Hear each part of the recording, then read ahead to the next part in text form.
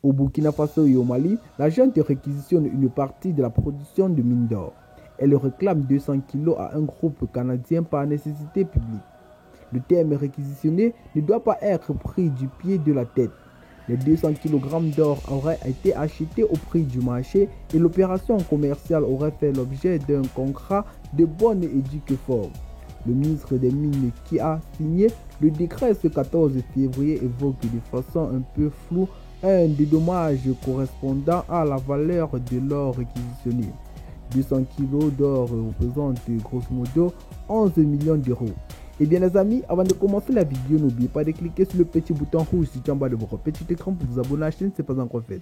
Activez la cloche de notification dans le principal but de ne rater aucune de nos prochaines vidéos. C'est parti après le petit générique. Bon visionnage. Avant de commencer, abonnez-vous à la chaîne et activez la cloche de notification pour ne plus rater nos prochaines vidéos. Cette opération avec la Semafo filiale du groupe canadien Andivu Mini est très inhabituée.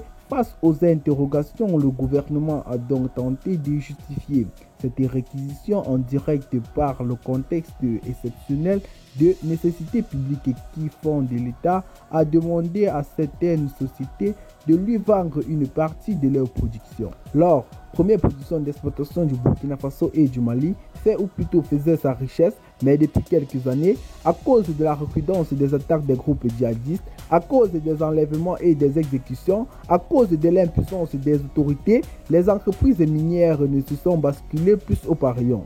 Protéger leurs sites, protéger leurs travailleurs et leurs convois leur coûte maintenant très cher. L'an dernier, 6 mines d'or ont été obligées de fermer à cause de ces raisons. Ça a mis plus de 200 personnes au chômage et prive l'État des grosses recettes fiscales. Le 15 février, le Trésor public a même encaissé près de 30 milliards de francs CFA auprès de l'Union économique et monétaire ouest-africaine. La Russie a-t-elle joué un rôle alors que la junte a demandé aux militaires français de quitter le pays d'ici la fin du mois? Le Burkina Faso se rapproche ostensiblement de Moscou et des paramilitaires du groupe Wagner. Or, sous couvert d'offres sécuritaires, ce groupe s'est transformé en véritable entreprise de prédation des ressources et de prise de contrôle des pays qui font appel à lui. On l'a vu en Centrafrique et dans la moindre mesure du Mali. Le groupe est suspecté de tenter aussi de s'implanter au Burkina Faso.